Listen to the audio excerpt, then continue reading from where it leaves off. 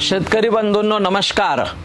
गेल्या 28 फेब्रुवारी 2026 पासून आपण बघता आहात की इराण, इस्रायल आणि अमेरिकेचं युद्ध चालू आहे आणि या युद्धाचा परिणाम भारतीय केळीवरती, महाराष्ट्राच्या केळीवरती, जळगाव सोलापूरच्या केळीवरती काय त्याचा परिणाम होणार आहे अशा प्रकारच्या आशंका केळी उत्पादकांच्या मनामध्ये आहे किंवा विचारामध्ये आहे।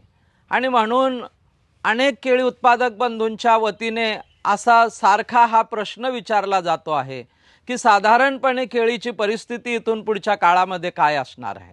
पण मित्रो, मी आपल्याला सांगू इच्छितो की भारतामध्ये 8,98,000 हेक्टर केळीच्या पिकाचं क्षेत्रफळ आहे। 38 मिलियन मेट्रिक टनाचं म्हणजे 380 लाख टनाचं केळीचं उत्पादन आपल्या देशामध्ये आहे। आणि जर का आपण विचार केला, महाराष्ट्राचा केला, जळगाव जिल्ह्याचा केला, सोलापूरचा केला, तर सगळे जिल्हे मिळून जी केळीची निर्यात आपण देशामधनं करतो आहे ती मागच्या वर्षी 7.5 लाख टनाची होती आणि यावर्षी आपण साधारण 10 लाख टन केळीच्या निर्यातीवरती पोहोचणार असं उद्दिष्ट आहे। आणि म्हणून एखादी गोष्ट घडत असताना जर आपण विचार केला की जर फिलिपिन्सचं उदाहरण घेतलं, इक्वेडोरचं घेतलं, होंडुरसचं घेतलं, कोस्टारिकाचं घेतलं, कोलंबियाचं घेतलं, तर हे देश सर्वस्वी केळीच्या निर्यातीवर अवलंबून आहे। या देशामध्ये केळीची शेती ही फक्त निर्यातीसाठी केल्या जाते आणि म्हणून त्या देशामध्ये जर का युद्धजन्य परिस्थिती निर्माण झाली आणि केळीची जी वाहतूक आहे किंवा निर्यात आहे ती थांबली तर मोठ्या प्रमाणामध्ये त्या देशामध्ये केळीच्या बाजारपेठेवरती मोठा परिणाम त्या ठिकाणी आपल्याला दिसून येऊ शकतो। परंतु भारतीय केळीचं चित्र अतिशय जगापेक्षा वेगळं आहे। आपल्याकडे दोन जमेच्या बाजू आहे की भारतामध्ये केळीचं उत्पादन जगाच्या पाठीवर आपण पहिल्या क्रमांकावर आहोत। जगाच्या उत्पादनाच्या 29% केळी आपण उत्पादित करतो आहे। परंतु भारतामध्ये 140 कोटी जनता ही केळी खाण्यासाठी सज्ज आहे आणि म्हणून आपला जो डोमेस्टिकचा वाटा आहे, जो स्थानिक केळीच्या कन्झम्पशनचा वाटा आहे, हा वाटा प्रचंड मोठा आहे। मागच्या वर्षाचं उदाहरण जर का आपण घेतलं तर आपण उत्पादनाच्या फक्त 2% केळी निर्यात केली आणि या वर्षाचं जर आपण उदाहरण घेतलं तर आपण टोटल भारतामध्ये होणाऱ्या केळी उत्पादनाच्या 2.63% केळी निर्यात करण्याचं आपण उद्दिष्ट ठेवलेलं आहे। आणि म्हणून एखादी गोष्ट 2-2.5% गोष्ट जर का ती सफर होत असेल, जर का तो व्यापाराला अडथळा निर्माण होत असेल तर मला असं वाटतं याचा कुठलाही परिणाम हा बाजारपेठेवर आपल्याला दिसणार नाही। त्याचं प्रमुख कारण असं आहे की आपण 97% केळी वर्षानुवर्ष स्वतः खातो आहे।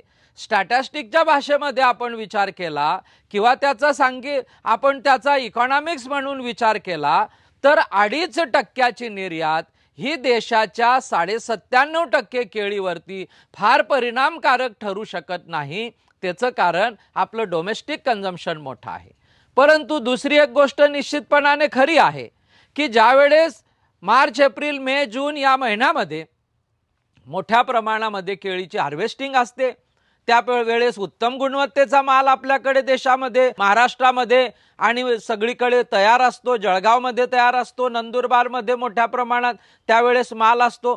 आणि म्हणून या गुणवत्तेच्या मालाला जेव्हा निर्यातीची बाजारपेठ मिळते त्यावेळेस निश्चितपणाने भाव हे 25-30 रुपये किलोवरती जाऊन पोहोचतात। परंतु जर नॉर्मल स्थितीचा आपण विचार केला तर साधारणपणे 15-18-20 रुपयाच्या रेंजमध्ये केळीचे बाजारभाव टिकून राहणे हा आतापर्यंतचा अनेक वर्षाचा इतिहास आपल्या डोळ्यासमोर आहे। ज्यावेळेस केळीची निर्यात होत नव्हती तेव्हा सुद्धा 18-20 रुपये किलोचा भाव होत होता। आता पुढे नवरात्री आहे, पुढे रामनवमी आहे, पुन्हा उत्तर भारतामधले सण येणाऱ्या या पुढच्या त्यांचा जो नवरात्रीचा महोत्सव आहे तो पुन्हा आता पुढच्या या महिन्यामध्ये आहे। आणि म्हणून एकंदरीत जर चित्र आपण बघितलं तर मी आपल्याला आठवण करून देऊ इच्छितो की 2017 सालच्या मार्च महिन्यामध्ये साधारणपणे एकाच आठवड्यामध्ये केळीचे दर हे 22 आणि 24 रुपयावरती पोहोचले होते, कारण उत्तर भारतातल्या नवरात्रीचं ते हार्वेस्टिंग चालू होतं. आणि म्हणून आपल्याला फार चिंतित होण्याची गरज नाही आहे. निश्चितपणाने कंटेनर हे अडकून पडलेले आहे. 200 कंटेनरचं जहाज वापस येत आहे. सगळे कोल्ड स्टोरेज भरलेले आहे. मुंबईच्या आजूबाजूचे कोल्ड स्टोअर भरले आहे. टेंभुर्णीचे कोल्ड स्टोअर भरले आहे. नाशिकचे कोल्ड स्टोअर भरले आहे. आणि साधारणपणे 400 ते 500 कंटेनरचा साठा आज आपल्याजवळ.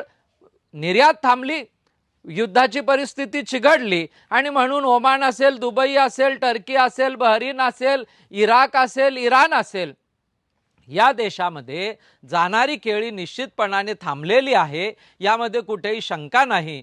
परंतु आपण जर का एकंदरीत विचार केला तर फार जास्त परिणाम केळीच्या बाजारपेठेवरती होणार नाही, कारण डोमेस्टिकचं मार्केट आपलं स्ट्रॉंग आहे. आणि म्हणून शेतकरी बंधूंनी संयम धरणं गरजेचं आहे. केळी व्यापाऱ्यांनी केळी उत्पादकांना सहकार्य करणं गरजेचं आहे. अशा या परिस्थितीमध्ये जो केळी बागायतदार आपल्याला वर्षभर केळी पुरवतो, जो केळी बागायतदार वर्षभर 12 महिने त्या केळीच्या रोपाची काळजी घेतो, ड्रीप आहे, फर्टिगेशन आहे, टिश्यू कल्चर आहे, त्याचे सगळे ऑपरेशन आहे, फ्रूट केअर आहे, अशा प्रकारची संपूर्ण मेहनत वर्षभर घेऊन उत्तम दर्जाची केळी शेतकरी बंधू, केळी उत्पादक निर्माण करत असतात. त्यांच्या मालाला मोल मिळालं पाहिजे. उत्पादन खर्च निघून शेतकऱ्याला त्याच्यातनं नफा मिळाला पाहिजे, कारण तो उन्हामध्ये अतिशय प्रतिकूल वातावरणामध्ये बागायतदार हा कष्ट करत असतो. आणि म्हणून केळी उत्पादक, केळी व्यापारी, केळी निर्यातदार, केळीचे रिटेलर्स, केळीचे रायपनिंग चेंबर्सचे ओनर, अशा सगळ्यांनी मिळून एकत्रितरित्या केळीच्या विकासासाठी व केळीची बाजारपेठ कशा पद्धतीने आपल्याला स्टेबल ठेवता येईल यासाठी विचार करणं गरजेचं आहे.